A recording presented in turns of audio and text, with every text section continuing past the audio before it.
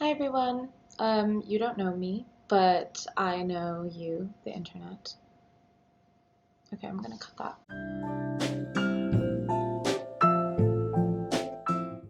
Hi everyone. This is an extremely new experience for me, but I really love watching book reviews on YouTube, and I had just finished Norwegian Wood by Haruki Murakami, and I loved it.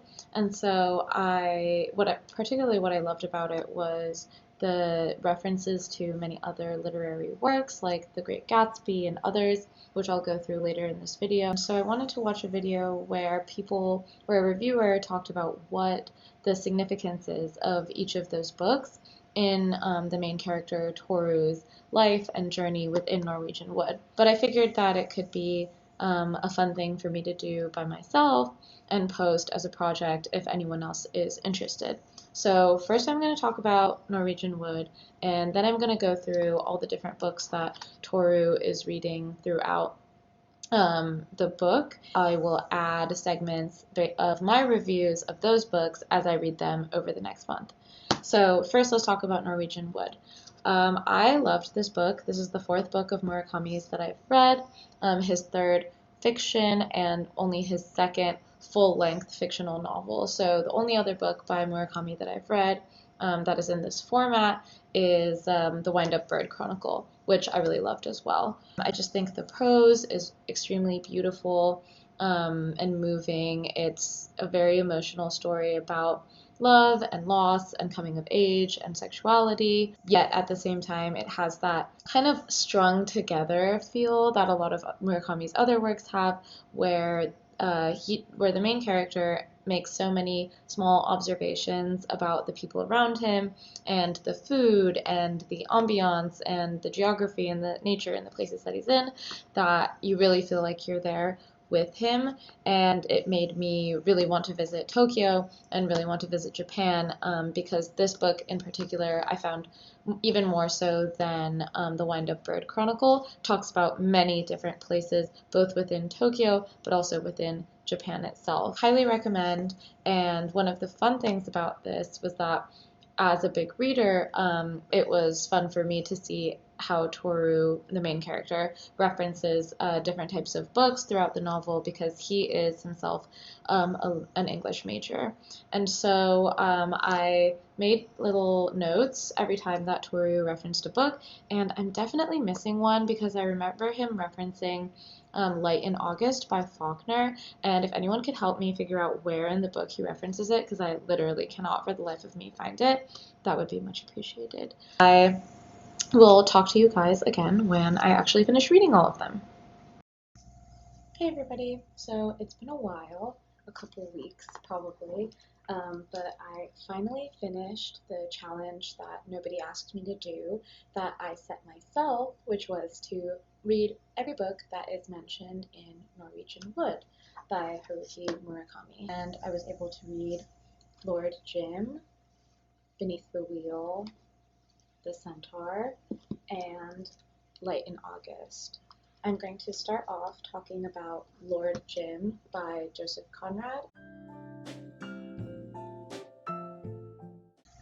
Lord Jim is essentially about a young Englishman named Jim who starts his career at sea with a very romantic idea and plan for himself and his future heroics.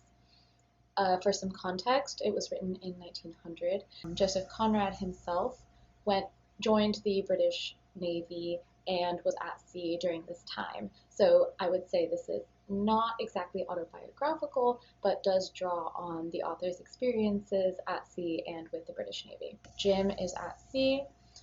He has a very romantic character, and this romanticism is mentioned multiple times as his main flaw and is the leading cause of the series of events which befall him in the novel, many of which are quite unfortunate. At the start of his career, he is aboard the Patna, which is a ship carrying pilgrims to Mecca, I think from Indonesia, though they are a little vague about where the original port is.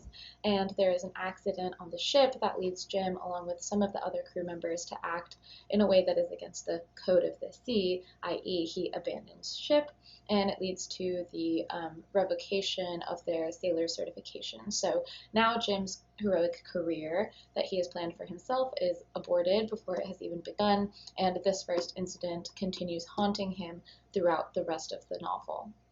After drifting from position to position, all of which are related to kind of seafaring, but he can never be on a ship again, he eventually finds a post in a village far in the interior of Malaysia, where he brings order and peace and prosperity to the native people, a la white saviorism, and even goes so far as to marry a Dutch Malay girl he calls Jewel, but we never learn her real name. After some years, an Australian pirate comes into the village to plunder and loot the natives, and they turn to Jim for his leadership. At this key moment, Jim is reminded of the Putna. He decides to take the course of action that he sees as the most honest and upright and dignified, ends up in tragedy, essentially. This book deals with the following topics: death before dishonor, romanticism of youth, the folly of youth, running away from the past, and facing the consequences of our actions, as well as colonialism. I put colonialism last, even though I think it's probably the foremost theme in this novel, because I don't really see how it relates to Norwegian Wood. If you are smarter than me and you can see a thread, please comment or message me. But I did think that this book is so interesting, in relation to Norwegian Wood, because of the idea of youth and youthfulness, which is a key point in Norwegian Wood. All of the characters, Toru and Naoko and his friends, are so young in Norwegian Wood. I think they're in their late teens, maybe turning 20, and yet they all suffer from melancholy and extremely heavy psychological distress and trauma. The same goes for Jim, who can never truly escape the nightmare of being unable to measure up to his mental image of himself, like Naoko. Jim is also an extremely passive protagonist, and things just end up happening to him, or he relays them, or Marlowe, the narrator, relays them like that, even though obviously in order to abandon ship, he would have had to actually take some action, but he doesn't narrate it that way. I found Toru to be an extremely passive main character in Norwegian Wood, honestly to the point of being boring, and he lets Midori or Naoko or Reiko drag him into all these various activities and situations. Although the book contains all the elements of classic romance, by the book I mean Lord Jim, the ring as a token, the hero going to his honorable death, a heartbroken heroine, his character and his internal machinations are never truly made clear to us, unlike in classic epics of heroes where all the motivations and goals are extremely transparent and tangible. Part of this is due to the multi-layered narration. No part of this narrative is actually given to us by Jim himself. It's told to us in fragments from various people who were briefly in Jim's life and are speaking to Marlowe. As an aside, I have read Heart of Darkness many years ago, and I totally forgot that Marlowe, who narrates Lord Jim, is also the narrator of Heart of Darkness. In terms of a review, I really enjoyed this book. I could only read about 10% of it a day because otherwise it made my head hurt, because it was quite dense and had a heavily layered narrative, and I had to think very hard about everything that I was reading. Conrad's prose is very, very much of its time. It is extremely British, but it evokes the setting very beautifully, like the colonial setting. Obviously, there are some key tropes in the novel around the noble savage, interaction between races, the superiority of Western civilization, and all of this dates this piece of work, but I like to interpret it as Conrad trying to hold up a mirror to the colonial mindset rather than playing straight into it. So I would definitely recommend Lord Jim. Even if you didn't like Heart of Darkness, I think Lord Jim is worth a read. I personally didn't love Heart of Darkness, though maybe that just means it's time for a reread. And I really enjoyed this book, enjoyed the prose, and enjoyed the story as well. So the next book that we will be talking about is Light in August. Late in August by Faulkner is one of his less famous works. I think the two most famous ones are As I Lay Dying and The Sound and the Fury, both of which I have read. So Light in August was written in 1932. It centers on two strangers, a pregnant white woman, Lena Grove, and a white passing man who believes himself to be part black, Joe Christmas. The story has a very nonlinear timeline, and through multiple flashbacks, it is revealed how these two people are connected to each other through another man who has deeply impacted both of their lives, named Byron Bunch. The novel is pretty loose and unstructured, and in the classic Faulkner style, has multiple layers of dialogue, thought, oral storytelling, and internal dialogue just scattered throughout the book. So I definitely understand people who say Faulkner is very complicated to read, and you do need to use your brain while you're reading this book. The main themes include race, sex, class, and religion, all in the American South, since the novel is set during the time of Prohibition and the Jim Crow era, and the setting is Mississippi primarily, with some flashbacks in Alabama. All of the main characters in Late in August are outcasts in their various ways. So Lena Grove represents a fallen woman due to her extramarital pregnancy. Joe Christmas has always been ostracized due to his black parentage or assumed black parentage. There is a character named Reverend Gale Hightower who has been excommunicated by his church and also ostracized by the town due to his wife's extramarital affairs, and Byron Bunch, the most normal and socially accepted character, has always been a very private individual with no close connection to other families in the town, isolating himself from community life. I will also add that one of the female main characters who I found the most interesting, I can't remember her name right now, but she came from a family of abolitionists, moved south from Maine, and was just hated by the entire town for being a Yankee, for being an abolitionist, and for helping black people in their town. And she provides the most interesting dichotomy between masculinity and femininity. This is similar to many of the characters in Norwegian Wood, all of whom are outcasts in society in their own way. For example, Toru chooses not to engage in meaningful ways with his university community. He has no close friends, he is not close to his family, and he sees many experiences from the outside, all of his own doing, kind of like Byron Bunch. Reiko is an outcast due to her experience with her piano student and her sexuality, which, though she claims she is straight, is, in question because of the issue or affair, I guess, with her very young piano student. Naoko as well, due to her mental illness and her admittance into the mental health sanatorium, is also labeled as an outsider in conventional society. Midori, I would say, is not necessarily as much of an outsider, but her odd mannerisms and her tone of sexual liberation make her a stranger to a society known for its very rigid social and gender norms. In terms of general review, I love Faulkner. I read The Sound of the Fury and As I Lay Dying, probably in late 2020 when it felt like I was lying in bed dying during the pandemic. I know many people are put off by Faulkner's stream of consciousness narrative, but I find it really immersive. His writing is so evocative of the American South, and there are so many Southern Gothic vibes that I really enjoyed throughout the book. I feel like the South is often underrepresented in the literature that I personally read, but I am trying hard to fix that.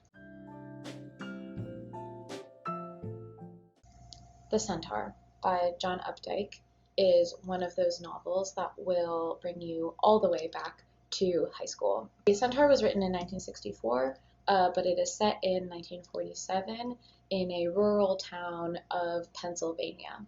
It is pretty autobiographical by John Updike, who also grew up outside of Reading, Pennsylvania, and the book centers around a high school science teacher named George Caldwell and his son Peter, who is a self-insert for John Updike, in this industrial Pennsylvanian town.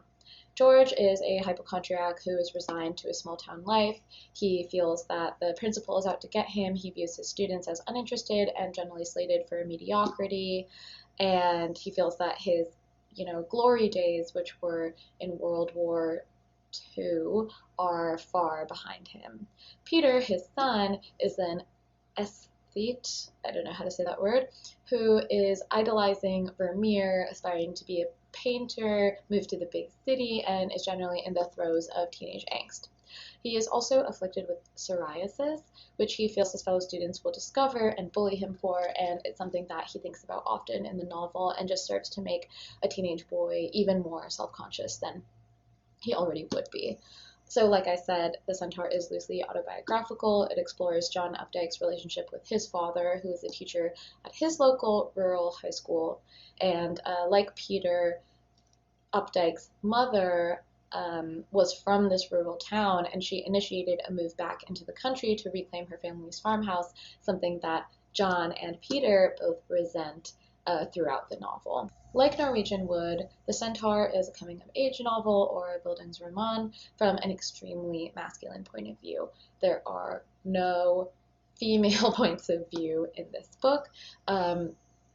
Peter has a somewhat complicated relationship with his mother. There are other female characters that pop up, like his crush, but none of them are fully fleshed out and are basically just there to serve as foils or counterpoints to George and Peter. Although it never comes to fruition, death is constantly a subject of conversation in the Caldwell household and in their minds. They think about it all the time. Peter, his mother, and George, his father, constantly think about George's imminent death because George is such a hypochondriac and thinks that he has cancer or has been poisoned or is just about to die immediately. And he thinks about how it will affect his household and his dependents.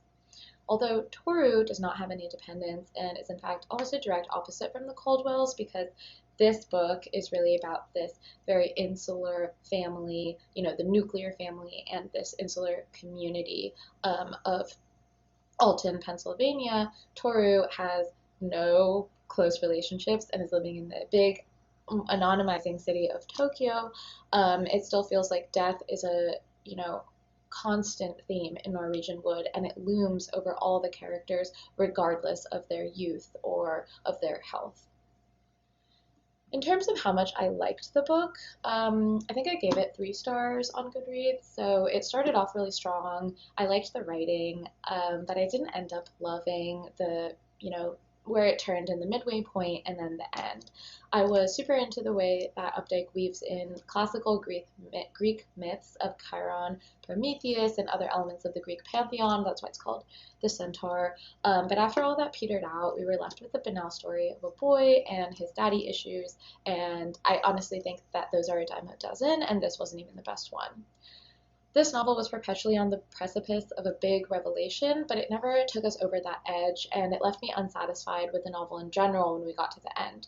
Everyone comes off as whiny, without Updike giving us reasons to root for any particular character, so I wasn't invested in the characters' journeys, as I was with similar books with unlikable main characters like The Catcher in the Rye, where I can't help but feeling bad for and tenderly for Holden, even though he is fucking insufferable. The second half of the novel never pulled through, and it had a particularly tepid ending. Basically, this book was a worse Catcher in the Rye. It had all the elements of a good novel, the good writing, the themes, the Greek myths, but it never consummated any of these, and it never had a climax that I felt was satisfying. So I can't say that I recommend reading this book like I would with Lord Jim and Light in August, but I think Updike is such a seminal American writer, especially a postmodern writer. I think it's worth at least reading 1 or 2 Updike books just to see if you like them. And this brings us to Beneath the Wheel. This was the final novel that I read anew for this challenge. Once again, this challenge that nobody asked me to do. Beneath the Wheel was written in 1906. It's semi-autobiographical as well, and it critiques the German education system. The main character, Hans Giebenrath, is academically gifted and sent to a seminary to increase his knowledge from the rural Black Forest town that he grew up in and currently lives in. He is sent home after his academic performance suffers and he develops symptoms of depression. due to the rigorous schedule of the seminary and the lack of emphasis on personal, spiritual, and emotional development, and the overemphasis on intellectual development and the pursuit of knowledge. Back home in his Black Forest village, he is apprenticed to a mechanic, and he finds satisfaction but never truly adjusts to his situation as a fallen scholar. At the end of the novel, he is found drowned in a river, and the author leaves it up to the reader to decide whether Hans committed suicide or drunkenly fell in. Like so many other books mentioned in Norwegian Wood, the main themes include mental illness, social expectations, with death hanging over all of it. These are all open questions that afflict Toru throughout Norwegian Wood and are never truly resolved. We see suicides every other chapter in Norwegian Wood, from Naoko's sister to Kizuki, Naoko's boyfriend and Toru's friend, to Hatsumi, which is Toru's friend's girlfriend, or ex-girlfriend at the time, I guess, to eventually Naoko. Beneath the Wheel juxtaposes the ambiguous, abstract growth, the academic pursuits of Hans and the other young scholars, with the visceral, concrete work of the mechanics and the other townsfolk who produce tangible things like cider, baked goods, artisanal works, locks, etc. And it doesn't necessarily say one is better than the other, but I think, it provides a very interesting counterpoint to a social system or an education system that really prizes purely academic intellectual knowledge above all else. This novel brings up the theme of love and friendship, and the combination of the two in Hans's friendship with Hermann Heilner, which verges on romantic, as the young boys engage in physical as well as emotional intimacy before Hermann is expelled. I don't remember any gay content in Norwegian Wood, but I thought that was very interesting for a novel that was written in 1906. I would definitely recommend this book. I think that the writing was very interesting and similar to all the other books, so evocative of the German countryside. It talked about the different types of flowers and plants, and actually had a really big emphasis on nature, including bodies of water, the forest, and how all of these are very soothing to the spirit, or to someone who is suffering, either the pangs of depression or also just, regular teenage angst as well. And this was the first translated work of all of these books. So now I'm going to talk about some books that I did not read for the first time, but read previously in the past couple of years that were also mentioned in Norwegian Wood. The first is The Magic Mountain by Thomas Mann, which is also a German novel. It was translated from the original German, and it was written in 1924. The Magic Mountain focuses on pre-World War I Europe. Hans Castorp, an orphan, was raised by his grandfather, then his aunt and uncle, and visits his tubercular cousin, Joachim Ziemßen, in the Alps at a sanatorium where the rarefied air of the Alps and the structured yet restful lifestyle is supposed to help patients recover and convalesce from this illness. Hans quickly finds that he is entrenched in the lifestyle, a lifestyle he once laughed at, and he becomes a hypochondriac and convinced that he needs to stay at the sanatorium for his health as well. He develops an obsession with a Russian woman, friendships with patients from many different nationalities, and leaves the sanatorium only because of the start of World War I, some 7 years later.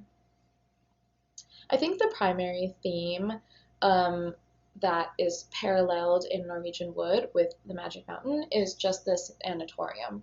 Toru is reading this book while he is at Naoko's sanatorium in the hills. He's even called out for it by Reiko, who says that it is completely inappropriate to read a novel, such a depressing novel about a sanatorium at a sanatorium.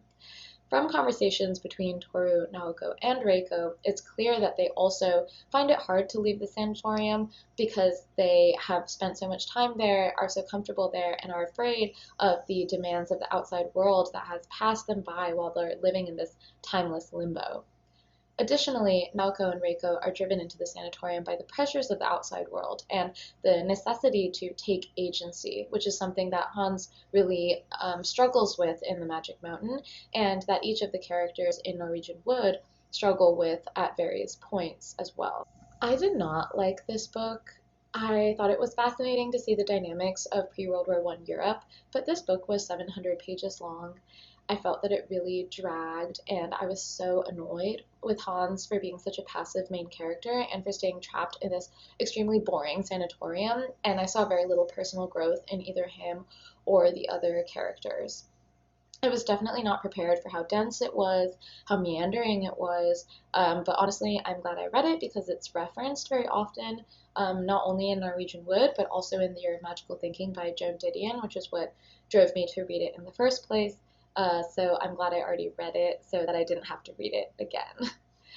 The last book that I'm going to talk about is Catcher in the Rye, which is probably my favorite one out of all of these by the legend, J.D. Salinger. Catcher in the Rye was written in 1924. It honestly has a lot in common with the Centaur, in my opinion, in terms of the writing and the content. Holden Caulfield has misadventures throughout boarding school in New York City and his adolescence. I reread it a couple years ago after first absolutely hating it in high school, and I loved the writing, the fact that it's such a product of its time. It is so viscerally New York in, the 20s, and the love-hate feelings that the author generates for Holden are so strong. In terms of the similarities between the story and Norwegian Wood, I think, like in Lord Jim, in Beneath the Wheel, and Centaur even, it is a self-discovery journey. It's coming of age, it's the transition from youth into adulthood, and the mistakes that are made along the way. Holden is very obviously on a journey to find love within himself and self-acceptance, but also externally in the world. He is drawn to his mentors and his family members, even though he's so often disappointed. Toru similarly is on this wild journey to Naoko's love through the very real obstacles of mental illness, physical separation, emotional separation, and then the final separation of death. Like I said before, I loved Catcher in the Rye. When I reread it, I loved the setting and the writing, and I have no notes. Thank you so much for watching this video. If you have any thoughts about Norwegian Wood or the other books that I mentioned, please reach out and comment or message me. I would love to hear about anyone's thoughts, since I'm sure there are many things that went over my head that I did not mention in this video. Goodbye.